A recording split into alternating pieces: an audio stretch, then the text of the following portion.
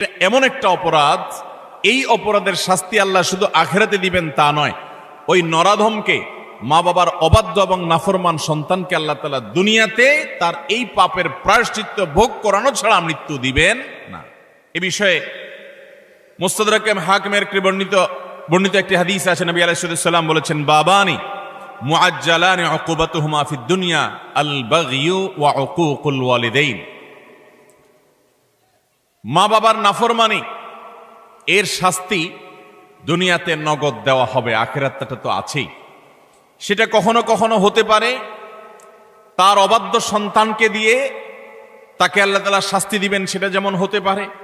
আবার এমনও হতে পারে তার সন্তান নেই কিংবা সন্তানরা অবাধ্য না, আল্লাহ তাআলা তাকে অন্যভাবে অপমান অপদস্থ করে, লাঞ্ছনা দিয়ে, কষ্ট দিয়ে, তার থেকে নেয়ামত ছিনিয়ে নিয়ে কোনো না কোনো ভাবে আল্লাহ তাআলা তাকে শাস্তি দিবেনই দিবেন। তবে হ্যাঁ, যেই কোনো অপরাধের পর যদি কোনো মানুষ আল্লাহর কাছে তওবায়ে নাসুহা করে, খাঁটি অন্তরে তওবা করে, লজ্জিত হয়, মাপ চায়, ফিরে আসে, তার কথা ভিন্ন, আল্লাহ তাআলা তাকে মাফ করবেন। কারোর যদি বাবা মা দুনিয়াতে বেঁচে থাকেন আর বাবা মার প্রতি তার কখনো অশ্রদ্ধা হয়, অসম্মান হয়, বেয়াদবি হয়, তাহলে সেটার প্রায়শ্চিত্ত হলো বাবা মার কাছে মাপ চাওয়া, চোখের পানি ফেলে দিয়ে। যতক্ষণ পর্যন্ত অন্তর থেকে তারা ক্লিয়ারেন্স না দিবেন যে ঠিক আছে তোমার ব্যাপারে আর কোনো দুঃখ আমার অন্তরে নেই, ততক্ষণ পর্যন্ত মা বাবার কাছে ক্ষমা চাইতে থাকা, এটা হলো এই অপরাধের তওবা। এখানে শুধু মুখে আস্তাগফিরুল্লাহ বললে কখনো তওবা হবে না, বরং মা বাবার কাছে মাপ চাইতে হবে। আপনি যদি আপনার স্ত্রী সন্তানদের সামনে, মা বাবার সামনে বেয়াদবি করেন, তাহলে তাদের সামনেই আবার তাদের কাছে মাপ চাইতে হবে। আপনি যদি কারোর সামনে বাবা মাকে অসম্মান করে থাকেন, তাদের কোনো নির্দেশ লঙ্ঘন করে থাকেন, তাচ্ছিল্য প্রদর্শন করে থাকেন, ওই মানুষগুলোর সামনেই আবার আপনাকে প্রায়শ্চিত্ত করতে হবে। এটি হলো মা বাবার কাছে ক্ষমা চাওয়ার পদ্ধতি।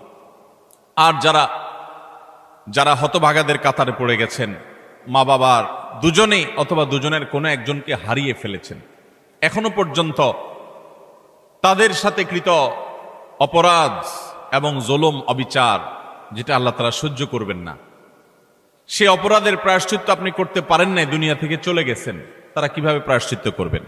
তাদের প্রায়শ্চিত্তের কয়েকটা ধাপ আছে। নাম্বার 1, তারা মা বাবার হয়ে আল্লাহর কাছে অনেক বেশি ইস্তেগফার এবং চোখের পানি ফেলবেন। আল্লাহ, আমার বাবাকে, আমার মাকে আপনি মাফ করে দিন।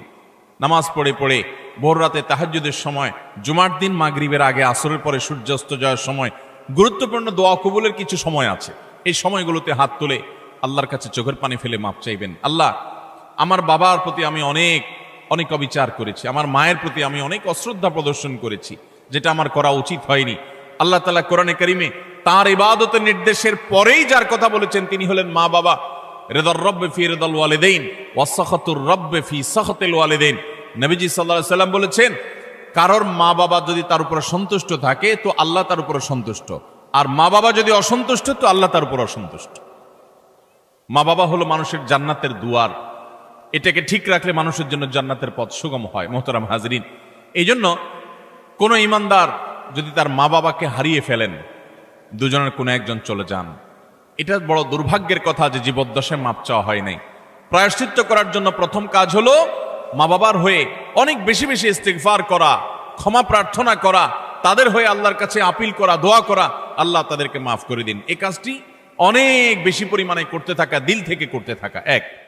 দ্বিতীয়ত যে কাজটা করতে হবে তা হলো, সহিহ মুসলিমে বর্ণিত একটা হাদিস থেকে আমরা জানতে পারি, নবী আলাইহিস সালাম বলেছেন, কোন ব্যক্তি তার বাবা মার প্রতি বাধ্যগত হওয়ার, তাদের অনুগত হওয়ার, তাদের প্রতি সদাচরণ করার একটা গুরুত্বপূর্ণ পার্ট এবং অংশ হলো মা বাবার অগোচরে কিংবা তাদের উপস্থিতিতে তাদের যে বন্ধু বান্ধব আছেন, তারা যাদের সাথে উঠা বসা করতেন, তাদের সহপাঠী যারা ছিলেন, সেই মানুষগুলোকে বাবা মার মতো সম্মান করা। ধরুন আপনার বাবা দুনিয়া থেকে চলে গেছেন, বাবার বন্ধু কারা ছিলেন, বাবার সহচর কারা ছিলেন, বাবার একান্ত কাছের কারা ছিলেন,